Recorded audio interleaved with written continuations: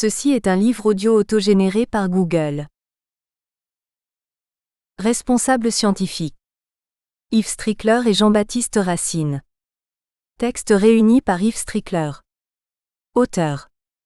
Loïc Cadiet, membre de l'Institut universitaire de France, professeur à l'École de droit de la Sorbonne, Université de Paris 1, directeur du département de recherche sur la justice et le procès, IRJS, président de l'Association internationale de droit processuel. Nathalie Fricero, professeure à l'Université Nice-Sophia Antipolis, membre du Centre d'études et de recherche en droit privé, CERDPEA numéro 1201, directrice de l'Institut d'études judiciaires. Sami Azoug, chargé d'enseignement à l'An Strasbourg. Marc Pelletier, maître de conférences à l'Université Nice-Sophia Antipolis, directeur du Centre de droit du sport, équipe de recherche sur les mutations de l'Europe et de ses sociétés, Hermès EA numéro 1198. Jean-Baptiste Racine, professeur à l'Université Nice-Sophia Antipolis, codirecteur du Centre de recherche en droit économique, CREDECO, GREDEG, CNRS UMR numéro 7321. Mauro Rubino Sammartano, président de la Cour européenne d'arbitrage et de l'École internationale d'arbitrage et de médiation de l'Europe, la Méditerranée et le Moyen-Orient. Yves Strickler, professeur à l'Université Nice-Sophia Antipolis, directeur du Centre d'études et de recherche en droit privé, CERDPEA numéro 1201, président de la section Grand Sud de la Cour. Dominique Vidal, professeur honoraire à l'Université Nice-Sophia Antipolis, avocat honoraire, barreau de grâce, arbitre commercial. Avant-propos par Yves Strickler. Le colloque qui est à l'origine du présent ouvrage s'est tenu les 9 et 10 décembre 2011, à la Faculté de droit et sciences politiques de Nice 1. Il a été l'occasion, d'une part, d'allier démarches théoriques et concrètes, analyse du droit positif, passé comme très actuel, et éléments de prospective, techniques processuelles et principes contractuels, ce qui répond à l'essence même du travail de recherche universitaire, reposant sur le lien indissoluble entre études abstraites et mise en application des normes. Ces journées d'études ont aussi, et d'autre part, permis d'installer officiellement au sein de l'Université de Nice-Sophia Antipolis, la section Grand Sud de la Cour européenne d'arbitrage, http://cour-europe-arbitrage.org, dont la présidence, le comité exécutif et le greffe sont confiés à la gestion du Centre d'études et de recherche en droit privé, EA numéro 1201, de la Faculté de droit et sciences politiques, ce qui constitue une première en Europe pour une unité de recherche universitaire. Créée en 1959 à Strasbourg, la Cour européenne d'arbitrage s'occupe d'arbitrage et de médiation dans les différents pays de la communauté de la Méditerranée et du Moyen-Orient. Elle est aujourd'hui présente dans près de 30 pays à travers le monde. Le comité exécutif de la section Grand Sud, dont la composition a été entérinée à l'occasion de l'installation de cette section régionale dont le ressort s'étend de la région Provence-Alpes-Côte d'Azur à la région Midi-Pyrénées, a été annoncé par le président de la Cour, M. Mauro Rubino-Sammartano. Le comité exécutif de la section Grand Sud est ainsi composé, à sa date d'installation. Président, Monsieur le professeur Yves Strickler, Université Nice-Sophia Antipolis, directeur du CERDP, EA numéro 1201. Membres. Monsieur le doyen Bernard Beignet, Université Toulouse 1 Capitole. Maître Régis Durand, bâtonnier de l'Ordre des avocats de Toulon Escalité. Madame la professeure Nathalie Fricero, Université Nice-Sophia Antipolis, directrice de l'IEJ et du pôle procédure civile et droit civil, CERDP, EA numéro 1201. Maître Patrick Ledonne, bâtonnier de l'Ordre des avocats de Nice, Escalité. Monsieur le professeur Jean-Baptiste Racine, Université Nice-Sophia Antipolis, codirecteur du Centre de recherche en droit économique, CREDECO GREDEG CNRS UMR numéro 7321. Maître Pascal Saint-Génieste, bâtonnier de l'Ordre des avocats de Toulouse, Escalité. Maître Michel Tisser, bâtonnier de l'Ordre des avocats de Montpellier, Escalité. Le décret numéro 2011-A48 du 13 janvier 2011 portant réforme de l'arbitrage a pour objectif annoncé d'assurer l'attractivité de l'arbitrage en France. L'étude de ce mode alternatif de résolution des différends, tant sous l'angle du droit existant que des apports résultant du texte nouveau, permet d'apporter des pistes de réponse aux questions contemporaines suscitées par cette forme privée de juridiction reconnue par les ordres juridiques. Celle de l'efficacité de ce règlement juridictionnel mais contractuel des litiges, de son efficacité, mais aussi son opportunité dans une période où la justice de l'État a du mal à faire face à l'augmentation constante de la demande de droit, sa fiabilité, enfin, dans la mesure où dans la phase de négociation contractuelle, la perspective d'un différend n'est qu'éventuelle et très éloignée de l'esprit des parties qui sont en train de construire une relation de confiance et non de songer à de futurs et hypothétiques déchirements. Or, la détermination de ce que sera l'éventuelle voie de règlement des conflits est essentielle, ne serait-ce que pour des raisons liées à la nécessaire sécurité juridique des contractants. L'arbitrage, propos liminaire sur un droit pragmatique par Jean-Baptiste Racine. L'arbitrage déroute et fascine. Il déroute, car il s'agit d'une justice privée, rendue à l'ombre de l'État. Il fascine, car c'est un autre modèle de justice, et donc de droit, qui est proposé. Pendant longtemps, une attitude de méfiance, voire d'hostilité lui a été réservée. Toutefois, cette époque est révolue. C'est au contraire un vent de libéralisme qui souffle sur l'arbitrage. Le droit français en est un bon exemple, ce que la réforme du 13 janvier 2011 ne fait que confirmer. Est-on cependant allé trop loin dans la faveur manifestée à l'égard de l'arbitrage ? D'aucuns le pensent. On a en effet considéré récemment que la jurisprudence française en matière d'arbitrage international heurte l'intelligence de serait en cause la cohérence et la justification des solutions en matière d'arbitrage, par exemple en matière de transmission de la clause compromissoire. En réalité, le droit de l'arbitrage se veut essentiellement pragmatique. Le pragmatisme n'est certes pas une spécificité du droit de l'arbitrage. Il en est néanmoins un très bon révélateur. La jurisprudence française, au premier chef la Cour d'appel de Paris et la Cour de cassation, mène de plusieurs décennies une politique délibérée de faveur envers l'arbitrage international 3. La raison en est simple. Il s'agit de favoriser un mode de résolution des conflits particulièrement utile au commerce international. La raison profonde est donc dictée par des considérations utilitaristes. Les solutions peuvent paraître parfois contradictoires. La clause est dite autonome ou accessoire selon les besoins de la cause, mais toujours dans le but de favoriser son efficacité. Toutefois, ce qui dicte les solutions, au-delà d'une cohérence abstraite, c'est essentiellement la volonté de donner à l'arbitrage sa plus grande efficacité. On peut contester une telle orientation. Néanmoins, il ne nous semble pas que le droit de l'arbitrage français puisse être critiqué pour ne pas être construit sur des bases rationnelles. En effet, la rationalité n'est qu'une manière de percevoir le droit. Il y en a d'autres. Avant tout, le droit est fait pour répondre à des besoins sociaux. Il est pragmatique par essence. C'est dans cette logique que le droit de l'arbitrage s'inscrit, sans pour autant naturellement sacrifier toute rationalité juridique. On ne peut, selon nous, le lui reprocher. L'arbitrage propose par ailleurs un modèle de justice et de droit profondément différent de celui auquel on est généralement habitué, et qui est enseigné aux étudiants. L'arbitrage étant une justice privée, il est une forme justice libertaire. Une justice non pas rendue par le souverain, mais par un particulier. Une justice qui ne vient pas d'en haut, mais d'à côté. Une justice non pas pyramidale, mais en réseau. C'est ce qui déroute. C'est ce qui nous fascine. Notion de base de l'arbitrage, par Dominique Vidal. 1. La notion d'arbitrage. 1. L'arbitrage est un mode alternatif de règlement des litiges.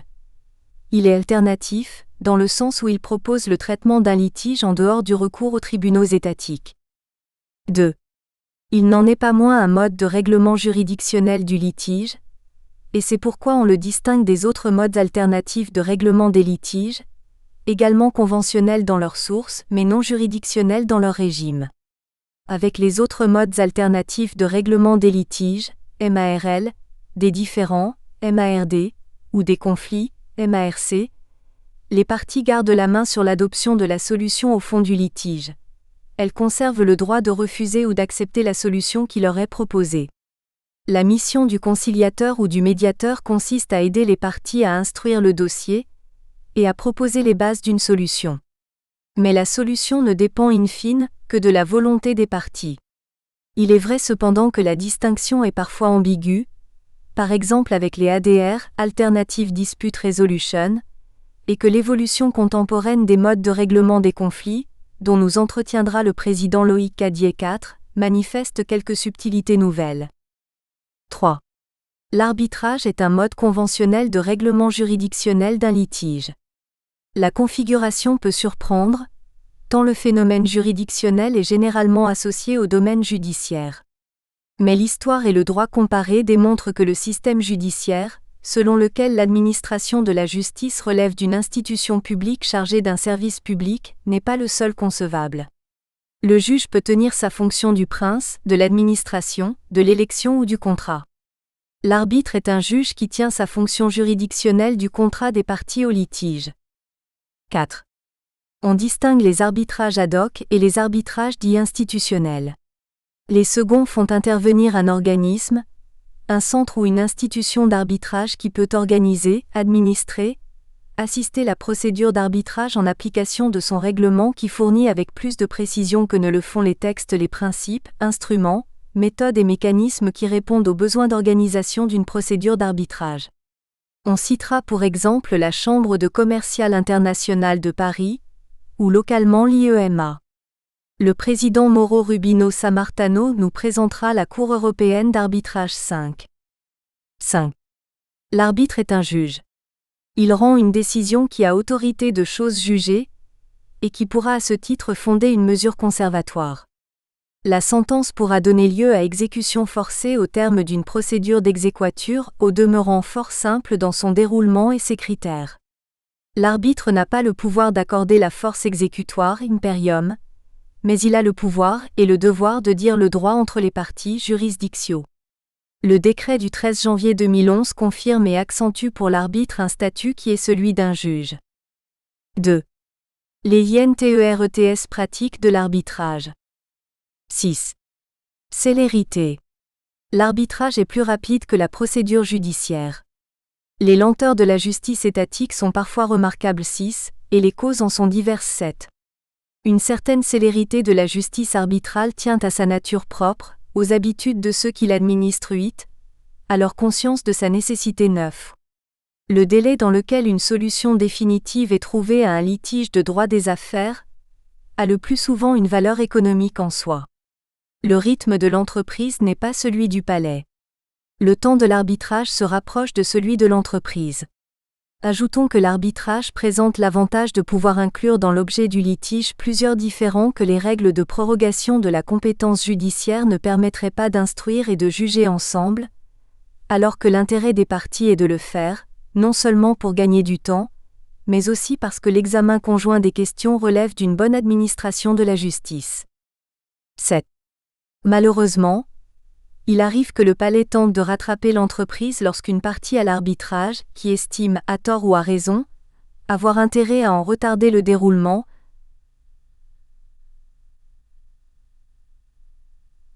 réintroduit un comportement procédurier plus que procédural en détournant à cette fin une compétence judiciaire 10.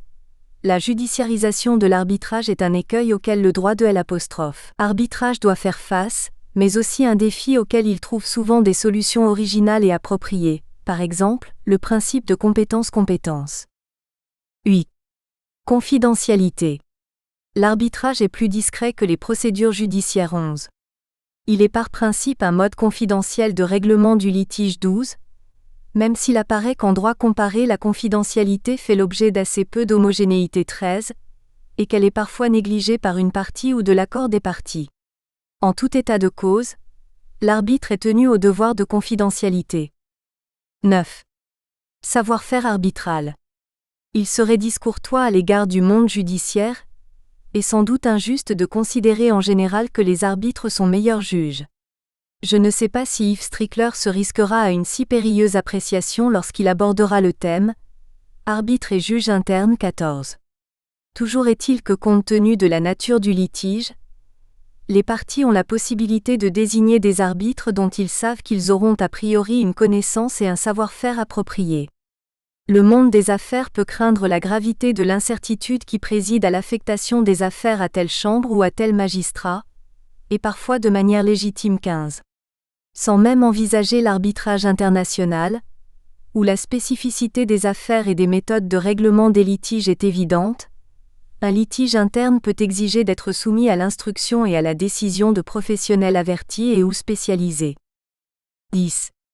La complexité croissante des affaires ne pourra qu'accentuer le phénomène et les litiges d'entreprise doivent à tout prix éviter l'imprévisible. Entre une certaine perfection de la règle de droit ou du système juridique à la recherche de laquelle le monde judiciaire est réputé participer, d'une part, et d'autre part la recherche du caractère raisonnable de la solution, l'arbitrage est admis à préférer la seconde approche. On a mis en évidence 4 devoirs de l'arbitre 16. 1 degré rendre une sentence juste et fidèle au contexte, 2 degrés respecter l'équité procédurale, 3 degrés rechercher l'efficacité et administrer une justice optimale, 4 degrés se préoccuper de l'exécution à venir de la sentence. Ajoutons que le procès arbitral donne lieu souvent à une instruction approfondie, qui ne peut se concevoir sans que le tribunal puisse aisément comprendre les rouages de l'entreprise et de l'activité concernée. 11. Coût de l'arbitrage ? Est-ce un intérêt ou une contrainte, voire un obstacle ? Les parties ont à leur charge le paiement des honoraires des arbitres, et s'il y a lieu, celui des frais de l'organisme d'arbitrage. En valeur faciale et dans cette mesure, l'arbitrage est plus coûteux qu'un traitement judiciaire du litige. Mais il faut prendre en compte d'autres facteurs, liés à la rapidité du mode de règlement du litige. Outre la valeur en soi d'ordre économique déjà évoquée qu'elle peut comporter, la célérité de la procédure a une incidence favorable sur les autres coûts du procès tels que les frais et honoraires d'avocat 17, ou les coûts difficilement mesurables mais bien réels et considérables que représentent les frais et diligences des cadres et autres services internes à l'entreprise qui suivent le procès. Il ne faut pas davantage sous-estimer le risque de déstabilisation de l'organisation entreprise qu'un procès important peut provoquer, risque d'autant plus grave que le procès dure dans le temps. En tout état de cause, les bons arbitres appliquent le principe de délicatesse et les institutions d'arbitrage proposent des barèmes d'honoraires en fonction notamment de l'importance du litige, porté à la connaissance du public. Enfin, le tribunal arbitral pourra faire application dans sa sentence de l'article 700 du CPC 18. 3. Le CARACTER juridictionnel de l'arbitrage. 12. L'arbitre est soumis à des contraintes qui sont celles d'un juge, et l'organisation et le déroulement de la procédure arbitrale doivent respecter les principes directeurs du procès, notamment le principe de la contradiction et la motivation de la décision. La sentence tranche un litige entre deux parties d'égales conditions juridiques d'une manière qui doit permettre à chacune d'être entendue, de présenter ses arguments de fait et ses moyens de preuve, d'argumenter sa position en droit, d'exercer les droits de sa défense. Les textes sont assez précis sur ces questions, et la jurisprudence veille à leur application. L'arbitrage présente ainsi 3 phases successives. 1 degré sa source qui est conventionnelle, la clause compromissoire, le compromis, l'acte de mission. 2 degrés son déroulement qui est juridictionnel sans être judiciaire. 3 degrés les suites qu'il comporte qui peuvent être judiciaires, exéquature, contrôle judiciaire de la sentence. La phase de l'instance arbitrale est toujours et essentiellement juridictionnelle 19. On n'insistera jamais trop sur le caractère juridictionnel de l'arbitrage. 13. Il faut bien reconnaître que certains arbitrages ad hoc dont aucun des arbitres n'est juriste, donnent lieu parfois à de surprenantes procédures, dont la cour d'appel peut à l'occasion, être amenée à dire que la conduite en a été faite d'une manière totalement nulle et sans portée juridique vain. Cet aspect de la question, certes marginal, est cependant assez récurrent et assez voyant pour être préoccupant au regard d'un intérêt général de bonne administration de la justice et du point de vue du tort ainsi causé à l'arbitrage. Cela suscite la réflexion des institutions en charge de l'arbitrage et parmi les voies de réflexion il peut sembler utile, tout en sauvegardant la liberté contractuelle propre à l'arbitrage, d'insister sur le caractère juridictionnel de l'arbitrage, d'encourager la pratique de l'arbitrage par les professions juridiques ou judiciaires 21 dont ce caractère est le pain quotidien et pour ce faire, d'accentuer la formation de base en droit et pratique de l'arbitrage dans la formation initiale et continue de ces professions.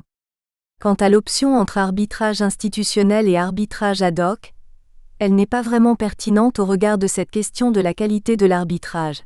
Certes, les grandes institutions d'arbitrage fournissent d'évidentes garanties de qualité, mais ce n'est pas le cas de tous les centres d'arbitrage. À l'inverse, il est tout aussi certain que bien des arbitrages ad hoc sont irréprochables. Enfin, on signalera une initiative originale du barreau de Grasse qui met en place, au début de l'année 2012, un centre d'assistance à l'arbitrage ad hoc destiné, comme son nom l'indique, à proposer un utile concours aux avocats qui s'engagent dans une procédure ad hoc. 4 LEGISLATION 14. Code civil. Les articles 2059 et 2060 définissent le compromis et la clause compromissoire qui composent, avec l'acte de mission, la catégorie des conventions d'arbitrage. 15. Code de procédure civile. L'essentiel du régime juridique de l'arbitrage figure au Code de procédure civile, dont il forme le livre 4, intitulé L'arbitrage. Résultant précédemment du décret numéro 81A500 du 12 mai 1981, la rédaction du livre 4 du Code de procédure civile a été entièrement reprise par le décret numéro 2011A48 du 13 janvier 2011 portant réforme de l'arbitrage, et définissant ainsi le nouveau droit de l'arbitrage interne et international. 16. Réforme du 13 janvier 2011 22. Dans quelle mesure le droit de l'arbitrage ainsi défini est-il nouveau? L'est-il par la forme?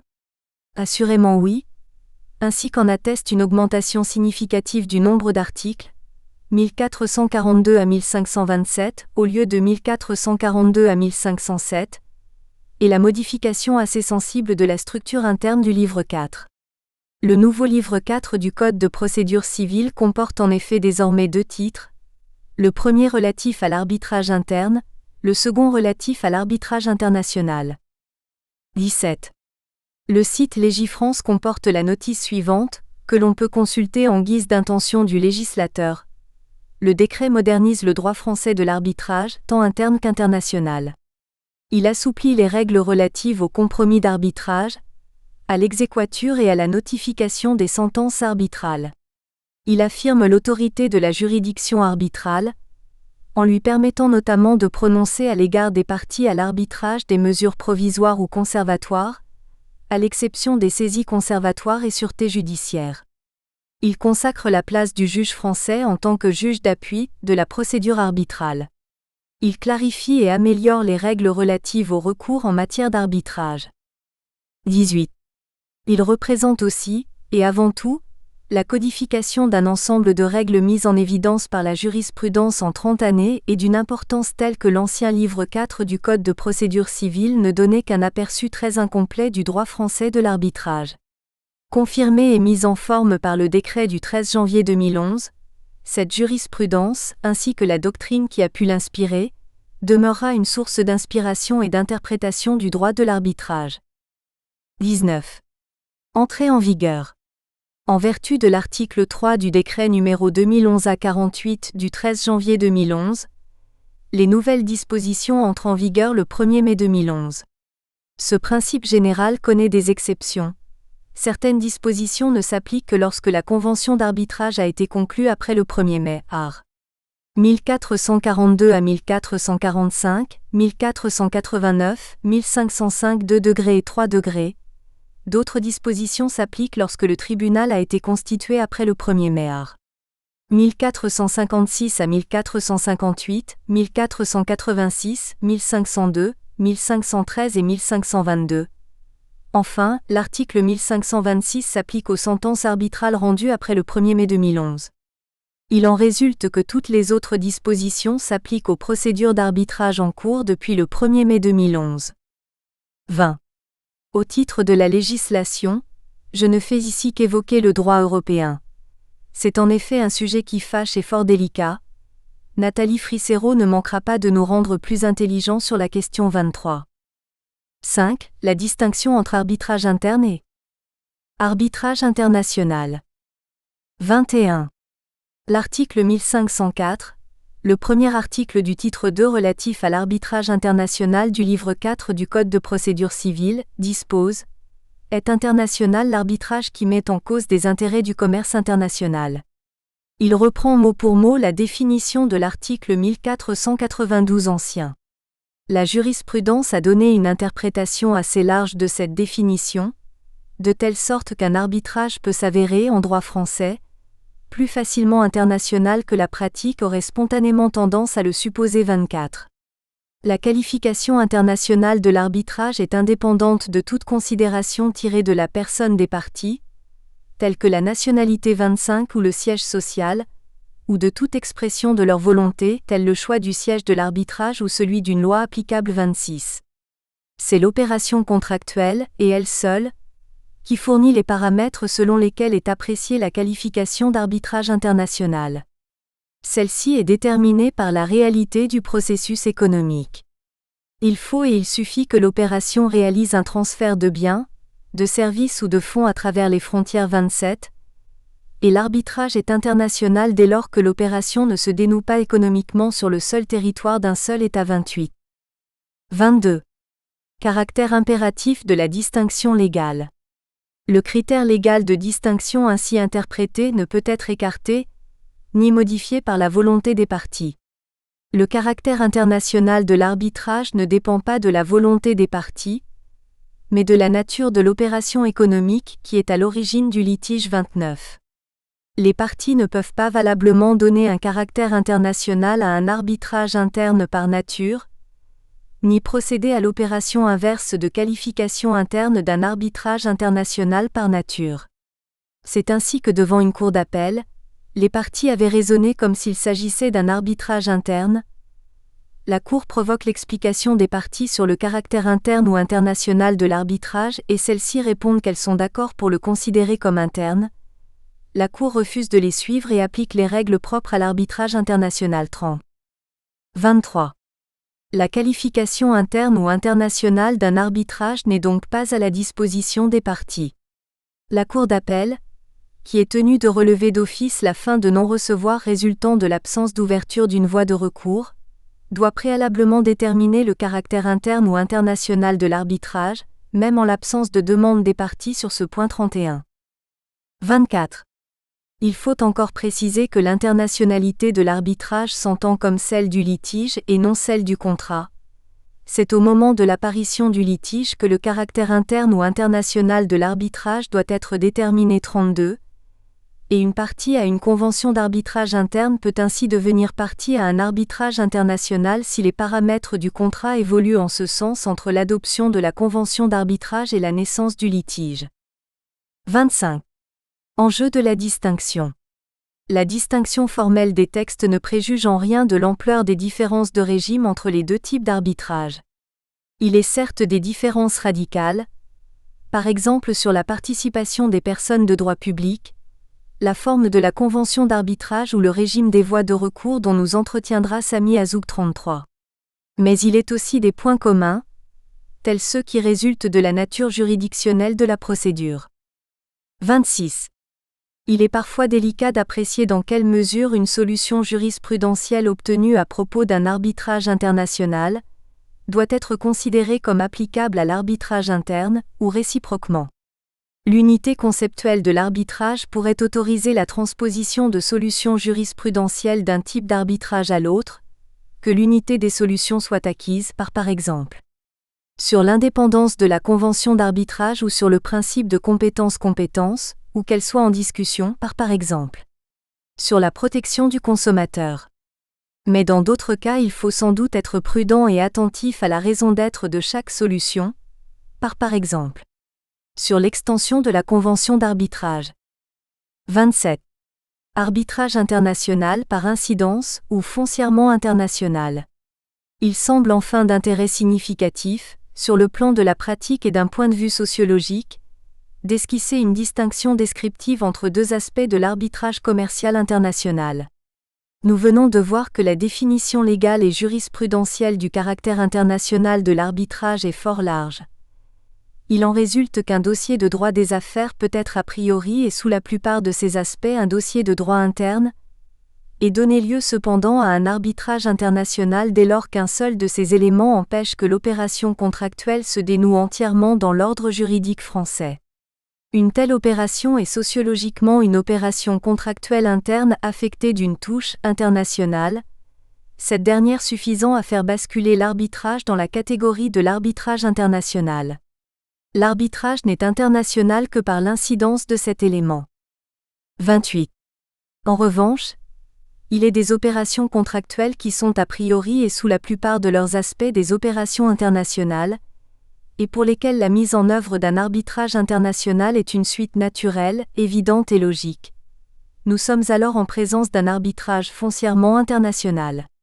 Ces deux variantes, où toute nuance est bien entendu recevable, de l'arbitrage international obéissent rigoureusement au même régime juridique défini par le titre 2 du livre 4 du Code de procédure civile. 29. Mais leur mise en œuvre correspond à deux réalités assez différentes, qu'il s'agisse de la configuration de la prestation de conseil et d'assistance, de la personnalité des arbitres, ou même parfois de certains aspects concrets de la procédure. Les avocats qui pratiquent ce genre d'arbitrage appartiennent souvent à des cabinets multinationaux et sont souvent rompus à la pratique non seulement du droit français de l'arbitrage international, mais aussi du droit comparé de l'arbitrage. Les arbitres qui interviennent pour conduire de telles procédures ont souvent les mêmes compétences, quand ils ne sont pas eux-mêmes tantôt conseil, tantôt arbitre en matière internationale 34. Quant à la procédure, elle peut à l'occasion être marquée par l'empreinte du droit comparé, notamment s'agissant de l'administration de la preuve 35, ce que nous expliquera le président Mauro Rubino Sammartano dans sa seconde intervention 36. 30. En réalité, la pratique de l'arbitrage foncièrement international devient un métier 37 en soi, que l'on peut approcher dans une formation assurée par une institution rompue à la pratique de l'arbitrage international. On peut citer celles qui sont proposées par la Chambre de commerce internationale de Paris 38 ou par le Comité français de l'arbitrage 39. 31. Puisse cet ouvrage y apporter une utile contribution. L'arbitrage et l'évolution contemporaine des modes de règlement des conflits, par Loïc Cadiet. Je dois ouvrir cette deuxième journée sur l'arbitrage organisée par le CERDP, en liaison avec la Cour européenne d'arbitrage, en vous parlant de l'arbitrage et l'évolution contemporaine des modes de règlement des conflits. Cette communication répond en quelque sorte à la présentation des notions de base de l'arbitrage par laquelle Dominique Vidal a ouvert la journée d'hier 40. Avec lui, l'arbitrage saisi de l'intérieur, ce matin l'arbitrage saisi de l'extérieur. Mon propos ne sera donc guère original.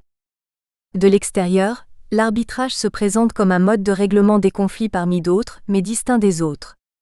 Il est, avec les autres, une pièce du système de justice pluriel que l'État offre aux justiciables en vue d'assurer le règlement des conflits qui les opposent. Il l'a toujours été, et il l'est partout. Le droit comparé sera exclu de mon propos car il nous emmènerait trop loin et il y a sur ce point de très utiles sources disponibles, y compris dans la littérature de langue française 41. L'histoire du droit le sera également 42, car mon propos a pour objet l'arbitrage dans l'évolution contemporaine des modes de règlement des conflits. Ces travaux ne sont cependant pas intérêts. Les plus récents enseignent notamment que l'arbitrage n'est pas une forme primitive de la justice étatique, mais qu'il a toujours existé comme un mode concurrent de la justice publique, auquel il a même pu servir de modèle quand, à l'inverse, les principes directeurs du procès juridictionnel n'ont pas été étendus au procès arbitral mutatis mutandis. La tradition française est en effet de comprendre l'arbitrage dans les modes de règlement des conflits, au point de l'inclure dans les dispositions du Code de procédure civile. Le Code de 1806 lui consacrait un livre entier, le livre 3 des arbitrages de la deuxième partie des procédures diverses, art. 1003 à 1018. Encore plus ambitieusement, l'actuel Code, issu de la réforme des années 1970, à son tour récemment rénové au mois de janvier dernier 43, en fait une partie entière avec le livre 4e l'arbitrage, art. 1442 à 1527. Pour autant, l'arbitrage n'est pas réductible à un simple mode de règlement juridictionnel des conflits. Chacun sait bien, et la journée d'hier l'a rappelé encore, qu'en raison de sa source conventionnelle, l'arbitrage est tout entier dominé par l'accord des parties qui lui confère un caractère amiable, à défaut d'être toujours aimable, tant s'en faut, dont le procès judiciaire n'est pas spontanément pourvu. Cette contractualité essentielle fait de l'arbitrage un mode alternatif de règlement des conflits, dont l'évolution contemporaine doit être également articulée à celle des autres modes alternatifs de règlement des conflits. L'ambivalence fondamentale de l'arbitrage nous conduira ainsi à saisir l'arbitrage dans son rapport à l'évolution contemporaine, à la fois des modes juridictionnels, I, et des modes alternatifs, II, de règlement des conflits. 1. L'arbitrage et l'évolution contemporaine des modes. 2. Réglement juridictionnel des conflits. Si sa source est conventionnelle, l'arbitrage a un objet juridictionnel, dire le droit dans le litige soumis au tribunal arbitral. L'arbitre est un juge, et la sentence est un jugement qui a d'ailleurs autorité de choses jugées dès son prononcé. Deux phénomènes apparaissent au regard de l'évolution contemporaine des modes de règlement juridictionnel des conflits. D'une part, l'extension régulière du domaine de l'arbitrage, A. D'autre part, par son assimilation croissante à l'économie du procès judiciaire, B. Deux tendances observées à maintes reprises. A. La progression de l'arbitrage au détriment du procès juridictionnel. La progression de l'arbitrage au sein des modes de règlement juridictionnel n'est pas nouvelle et le phénomène a souvent été observé, sauf à faire la part des faux arbitrages, 1 degré, et des vrais arbitrages, 2 degrés. 1 degré, les faux arbitrages. Le faux arbitrage est celui qui se présente comme un arbitrage alors qu'il ne trouve pas sa source dans un accord des parties, mais dans une disposition de la loi qui le rend obligatoire. On parle aussi d'arbitrage forcé. L'hypothèse n'est pas nouvelle. Peu de temps a séparé la revendication, contenue dans les cahiers de doléances, d'une justice arbitrale conduisant les plaideurs apaisés à boire ensemble, une bouteille de vin payée à frais communs et bu à la santé l'un de l'autre, 44, de la loi des Céseaux 24 août 1790 sur l'organisation judiciaire qui s'ouvrait sur un titre premier des arbitres, art. 1 à 6, et qui, surtout, organisait un arbitrage obligatoire dans les affaires de famille, art. 12 à 17, 45, y compris le divorce à partir de la loi du 20 septembre 1792-46. L'appel y était d'ailleurs possible, alors qu'il ne l'était pas en principe dans l'arbitrage facultatif de droit commun. On sait l'échec de ce dispositif 47. Mais les faux arbitrages n'ont pas disparu et ils s'attirent aujourd'hui la critique de n'être pas vraiment des arbitrages à défaut de reposer sur le consentement des parties qui y sont soumises, qu'il s'agisse de l'arbitrage prévu au profit des journalistes professionnels 48, de l'arbitrage sportif pour partie 49, ou de l'arbitrage du bâtonnier dans les litiges entre avocats, dont le champ d'application initial 50 a été étendu à L', ensemble des litiges entre avocats par une loi du 12 mai 2009 51. Certains auteurs y ont vu un coup de force inutile et malvenu. Inutile car l'article 2061 du Code civil laisse déjà à tous les professionnels qui le souhaitent la possibilité d'insérer une clause compromissoire dans leur convention, et surtout, malvenu car il n'y a d'arbitrage que volontaire. Ainsi que l'écrit Thomas Clay, tout arbitrage forcé est un ersatz d'arbitrage qui ne doit d'ailleurs pas emporter le nom, 52. Le propos vaut autant pour l'arbitrage interne que pour l'arbitrage international 53. On pourrait en discuter et peser la question de savoir si la singularité de l'arbitrage tient plus à sa source conventionnelle, surtout lorsque la justice étatique elle-même s'ouvre à la convention des parties, ou à la possibilité offerte aux parties de choisir leur juge et leur procédure, notamment en mettant la procédure arbitrale à l'abri de la publicité. En tout cas, la progression de l'arbitrage au sein des modes de règlement juridictionnel des conflits bénéficie également au véritable arbitrage.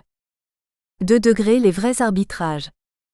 Après une assez longue période d'ankylose au cours du XIXe siècle, favorisée par la limitation de l'arbitrage aux seuls litiges nés, l'expansion de l'arbitrage a connu plusieurs vagues successives commençant en 1925 avec l'admission de la clause compromissoire entre commerçants 54. Dans la période la plus contemporaine, cette expansion s'est faite, en législation, dans 2 directions principales. D'abord, le domaine de validité du compromis, défini par l'article 2060 du Code civil, dont étaient initialement écartées les contestations intéressant les collectivités publiques et les établissements publics et plus généralement toutes les matières qui intéressent l'ordre public 55, a été progressivement étendue à toute une série de litiges administratifs 56, au-delà même des litiges mettant en cause un établissement public industriel et commercial autorisé à compromettre 57, mais à l'exclusion compréhensible du contrôle de légalité 58.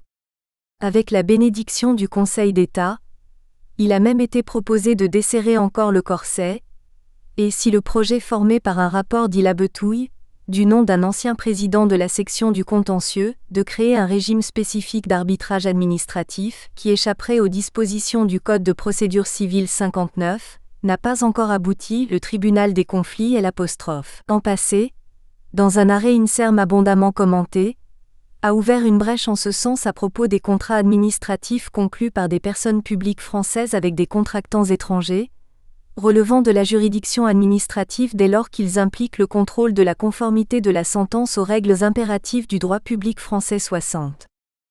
Surtout, le clivage traditionnel des contrats civils et des contrats commerciaux ne correspond plus à la réalité économique qui se fonde plutôt sur la distinction, devenue le principe dans d'autres domaines, entre professionnels et non professionnels. C'est dans ce type de rapport que la prohibition de la clause compromissoire a vocation à s'appliquer. Vous savez que la cause a été entendue, à la faveur d'une loi sur les nouvelles régulations économiques, il y a 10 ans, l'article 2061 du Code civil a été modifié pour qu'y soit posé le principe de la validité de principe des clauses compromissoires, dans les contrats conclus à raison d'une activité professionnelle, 61. La validité des clauses compromissoires dans les contrats de la consommation a même été soutenue, sous la seule réserve de l'abus au sens de l'article L132A1 et R132A1 du Code de la consommation 62. L'opinion n'est pas admise en droit interne, mais on sait qu'elle l'est en matière internationale 63. Et je ne dis rien ici de l'œuvre jurisprudentielle elle-même qui, dominée par une volonté délibérée de favoriser l'arbitrage au sein des modes de règlement des conflits 64, n'a eu de cesse, d'une part, d'assouplir les conditions de validité des clauses d'arbitrage en consacrant un principe d'autonomie, à la fois formel et substantiel, de la clause d'arbitrage et d'autre part d'en renforcer l'efficacité au-delà du cercle des parties signataires grâce à la libéralisation de leur transmission aux parties adjointes et surtout, aux parties successives en cas de transmission du rapport d'obligation dont elles sont l'accessoire 65. Ce concours de bonnes fées explique la progression de l'arbitrage, et cette progression se fait au détriment des procès judiciaires. La faveur est telle qu'en cas de concours, voire de conflit entre une clause d'arbitrage et une clause de compétence, entre une procédure arbitrale et une procédure judiciaire, la prime est plus souvent donnée à l'arbitrage que l'inverse 66. Mais, au sein des modes juridictionnels de règlement des conflits, la progression du domaine de l'arbitrage n'est pas la seule tendance observable. Il faut également souligner, ce qui peut sembler paradoxal de prime abord, son assimilation croissante à l'économie du procès judiciaire. B. L'assimilation de l'arbitrage au procès juridictionnel. Cette assimilation de l'arbitrage à l'économie du procès judiciaire emprunte des formes variées. 1 degré, mais il ne faut pas en exagérer la portée qui n'est pas sans limite, 2 degrés. 1 degré forme. À s'en tenir à l'essentiel, l'assimilation de l'arbitrage au procès juridictionnel revêt 3 formes principales. Une première forme, observée depuis plus d'une vingtaine d'années déjà, est celle tendance à l'institutionnalisation de l'arbitrage. Cette tendance est la rançon du succès de l'arbitrage. Le phénomène est particulièrement notable en matière d'arbitrage international, mais l'arbitrage interne n'y échappe pas. Il tient au développement des arbitrages assurés dans le cadre d'organismes permanents d'arbitrage qui, en France, se comptent aujourd'hui par dizaines. La Cour européenne d'arbitrage, qui est associée à ces journées d'études, en est un exemple.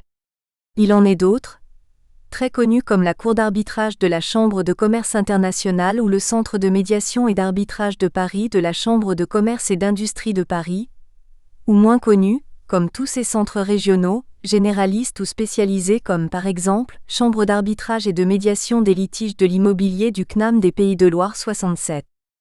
La deuxième forme est celle de la procéduralisation de l'arbitrage, qui se traduit par la soumission de l'arbitrage à des règles de procédure comparables à celles des procès judiciaires, parfois même plus strictes 68, qui peuvent être certes définies par l'accord des parties, mais qui peuvent aussi l'être, le cas échéant, par le tribunal arbitral lui-même ou par les centres d'arbitrage lorsque Arbitrage est institutionnel 69 quand elles ne le sont pas, ce qui est moins fréquent par renvoi au droit commun du procès civil 70. La réforme du 13 janvier 2011 n'a pas remis en cause ce lien, même si elle l'a formulé différemment 71. Nous espérons que vous avez apprécié cet aperçu. Pour continuer à écouter ce livre audio sur Google Play Livres, utilisez le lien dans la description de la vidéo.